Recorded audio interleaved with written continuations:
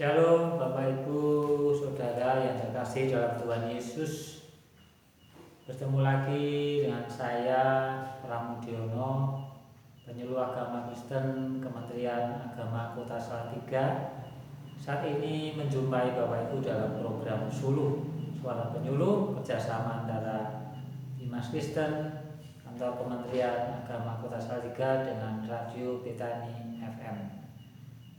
Nah, sebelum kita akan bersama-sama merenungkan pada saat ini firman Tuhan, saya akan pimpin untuk kita berdoa bersama-sama untuk menyambut kebenaran firman Tuhan pada saat ini. Mari kita berdoa.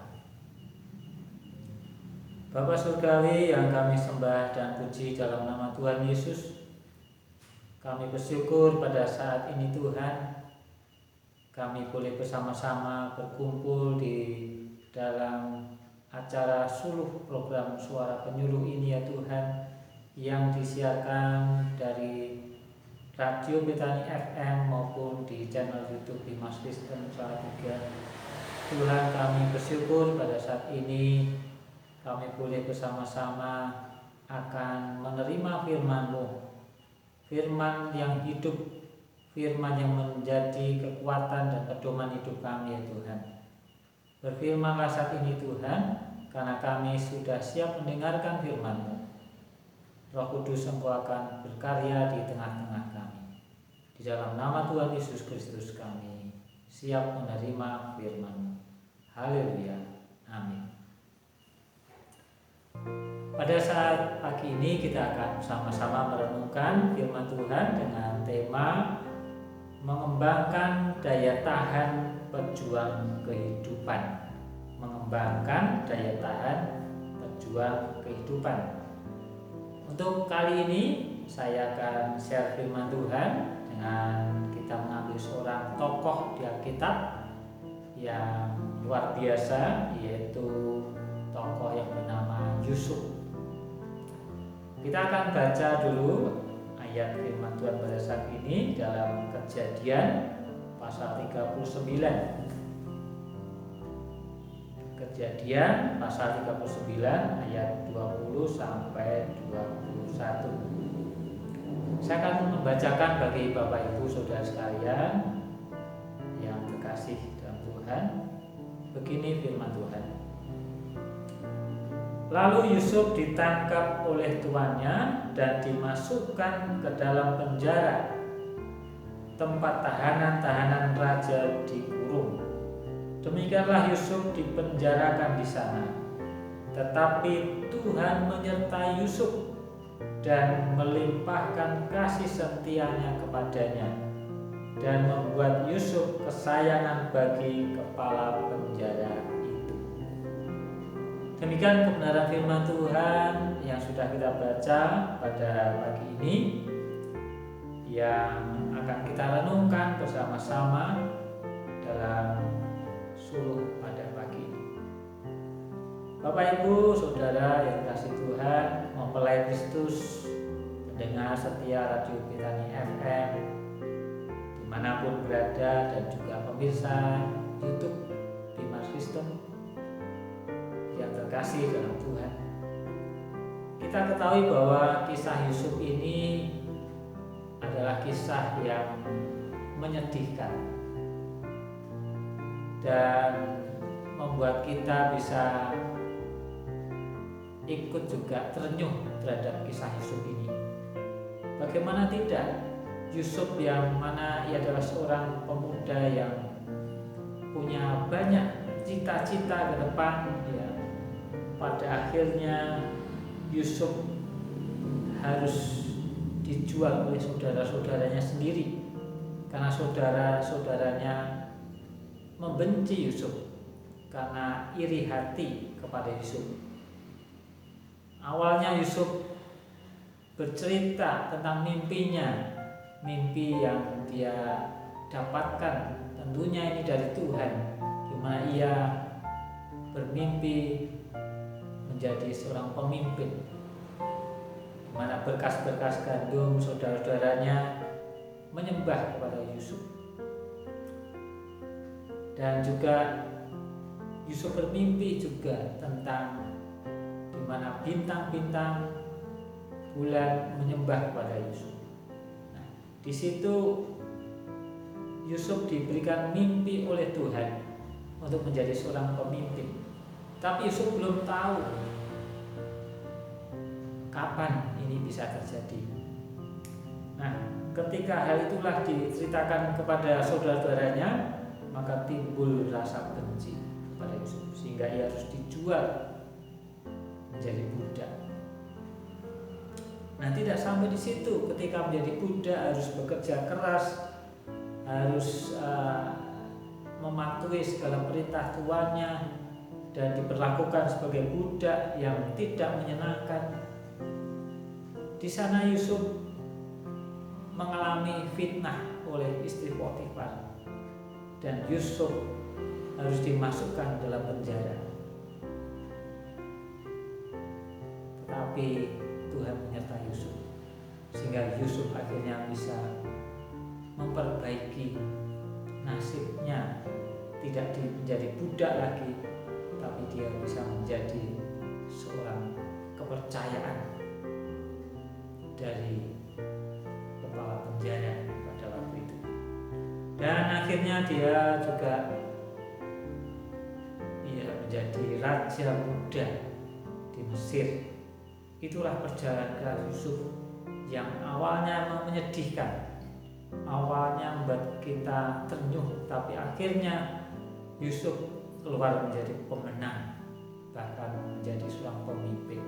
Keberhasilan dicapai oleh Yusuf, tapi harus menjalani proses hidup yang tidak mudah, proses hidup yang sulit. Dan kita saat ini juga membutuhkan teladan dari Yusuf ini. Mengapa dia bisa bertahan, bisa menjadi pemenang dalam menghadapi setiap pergumulan hidupnya. Ada 3 hal yang ingin kita renungkan, kita pelajari dalam Kejadian pasal 39 ini. Yang pertama yang bisa kita pelajari adalah Yusuf tetap bersabar menerima ujian. Nah, di dalam ayat yang pertama pasal 39, Kejadian 39 ayat 1, firman Tuhan mengatakan, adapun Yusuf telah dibawa ke Mesir, dan Potifar seorang Mesir, pengawal istana Firaun, kepada pengawal raja, membeli dia dari tangan orang Ismail yang telah membawa dia ke situ. Nah, di situ Yusuf mengalami hal yang tidak mengenakan, yaitu dijual sebagai budak. Kalau kita bayangkan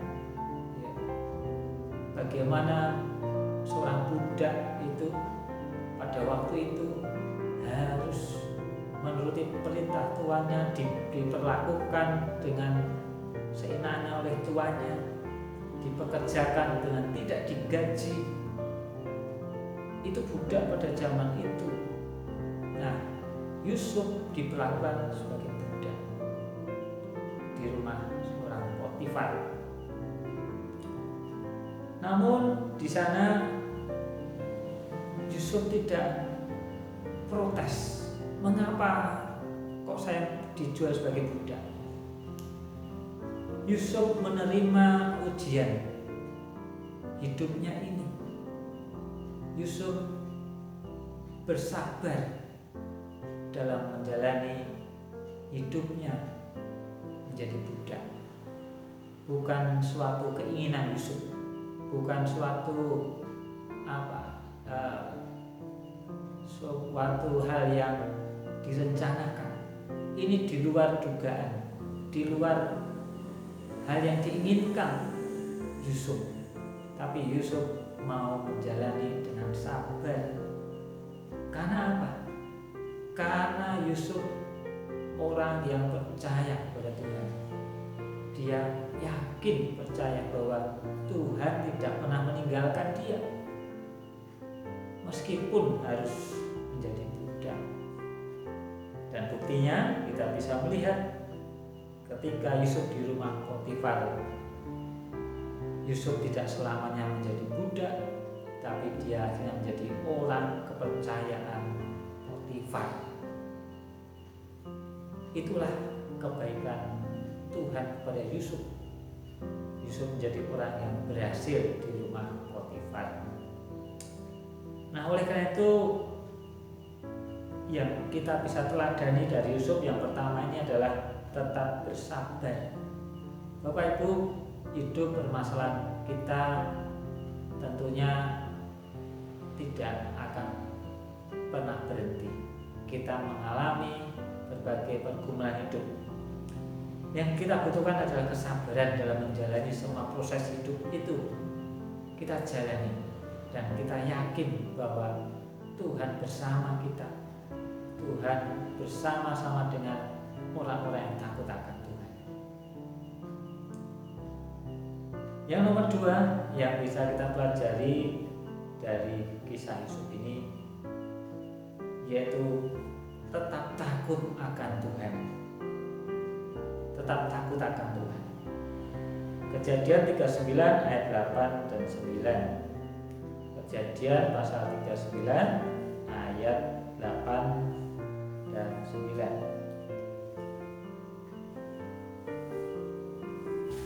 Saya bacakan firman Tuhan bagi kita. Tetapi Yusuf menolak dan berkata kepada istri tuannya itu, dengan bantuanku tuanku itu tidak lagi mengatur apa yang ada di rumah ini, dan ia telah menyerahkan segala miliknya pada kekuasaanku. Bahkan di rumah ini tidak lebih besar kuasanya daripadaku, dan tiada yang tidak diserahkannya kepadaku selain daripada engkau, sebab engkau istrinya. Bagaimanakah mungkin aku melakukan kejahatan yang besar ini dan berbuat dosa terhadap Allah? Mempelai Kristus yang dikasihi Tuhan, yang kedua yang kita pelajari di sini adalah tetap takut akan Tuhan. Setelah Yusuf mengalami keberhasilan dalam hidupnya di rumah Potifar, ujian datang lagi.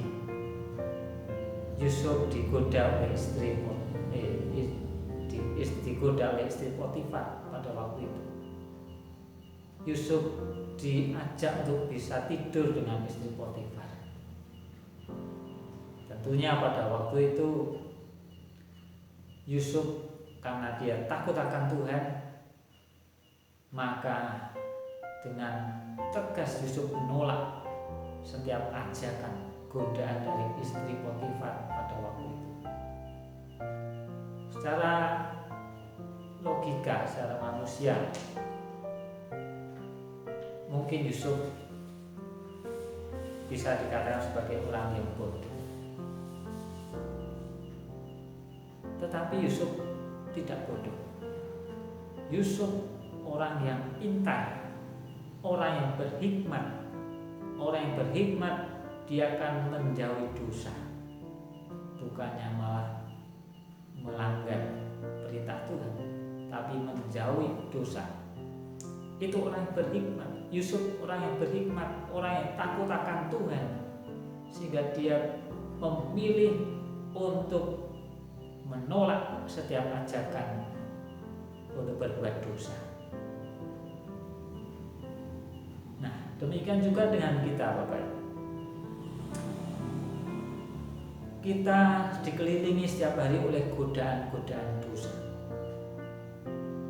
Iblis ingin supaya kita ini jatuh dalam dosa.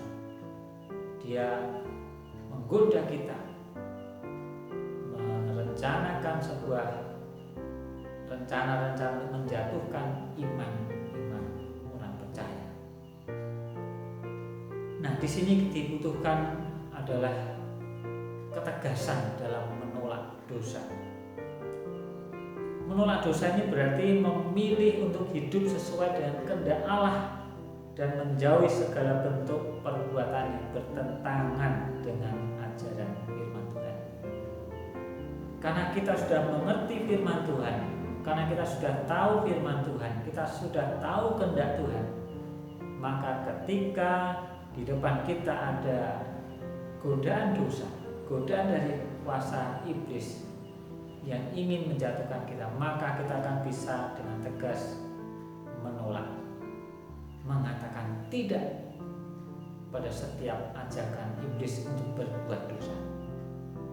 Meskipun orang lain tidak tahu, tapi Yusuf ini takut akan Tuhan, sehingga Yusuf tidak mau melanggar perintah Tuhan. Demikian juga kita, walaupun orang tidak tahu, tapi Tuhan Maha tahu, sehingga kita takut untuk berbuat dosa. Inilah yang perlu kita pahami untuk bisa menjadi orang yang menjadi pejuang kehidupan.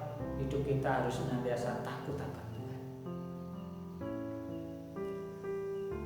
Kita harus hidup di dalam kekudusan.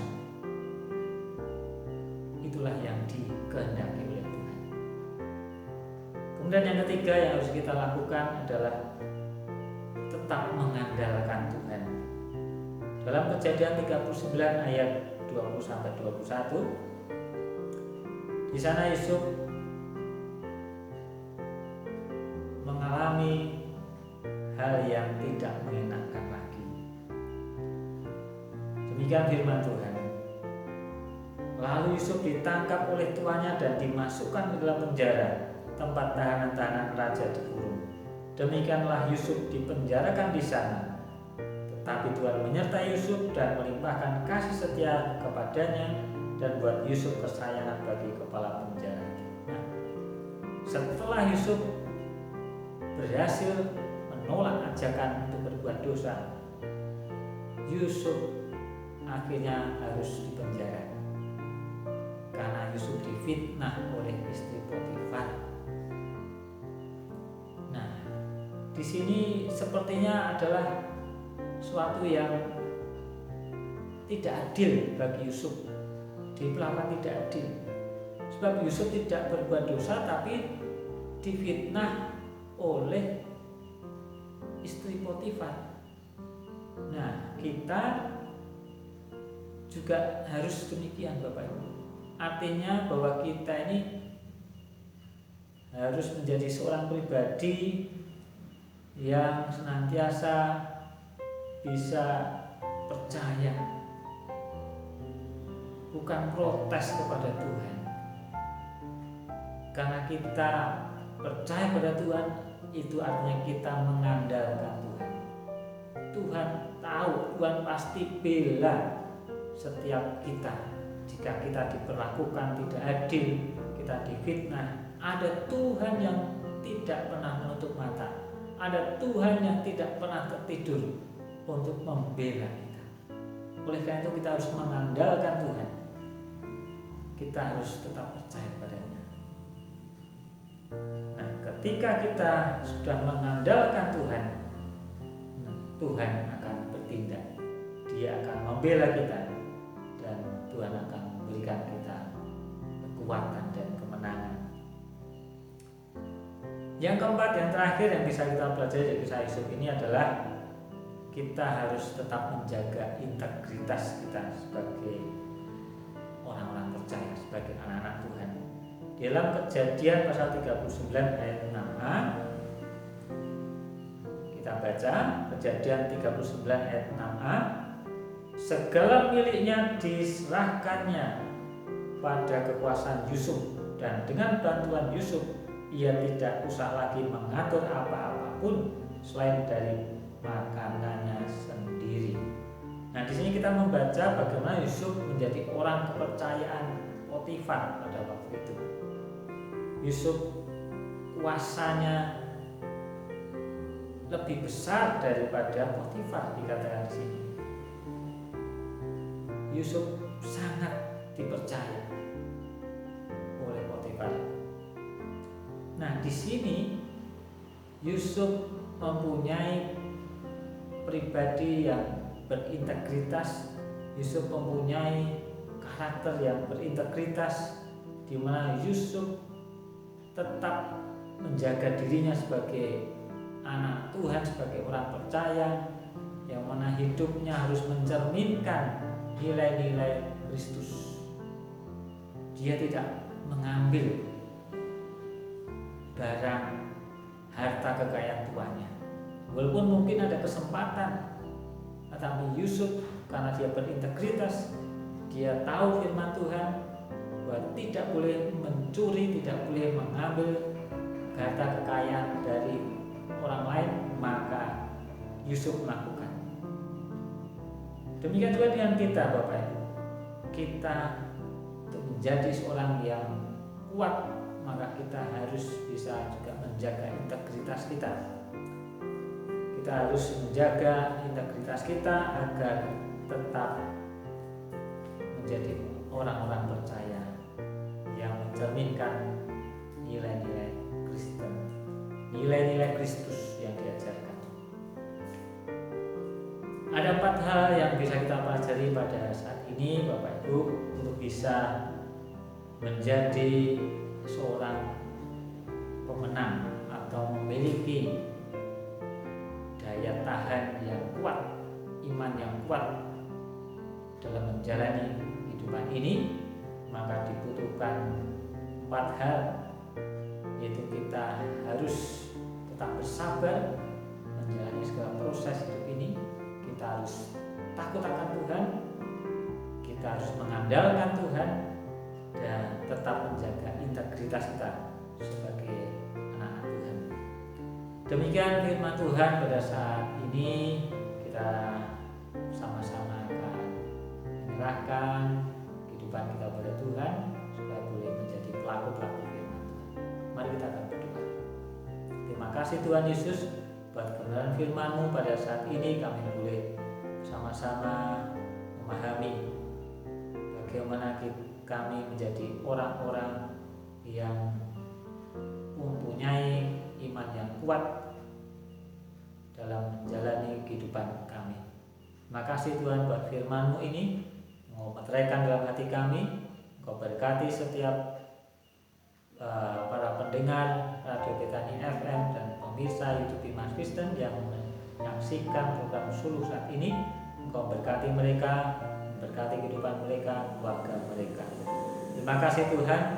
Terima kasih. Kami bersyukur buat firman-Mu pada saat ini. Mampukan kami untuk melakukannya. Di dalam nama Tuhan Yesus kami berdoa. Amin. Demikian Bapak Ibu Saudara mempelai Kristus mantu berada, program Suluh pada saat ini sudah kita dengarkan sama-sama, kita saksikan. Sampai berjumpa di lain kesempatan. Terima kasih buat perhatiannya. Tuhan Yesus memberkati.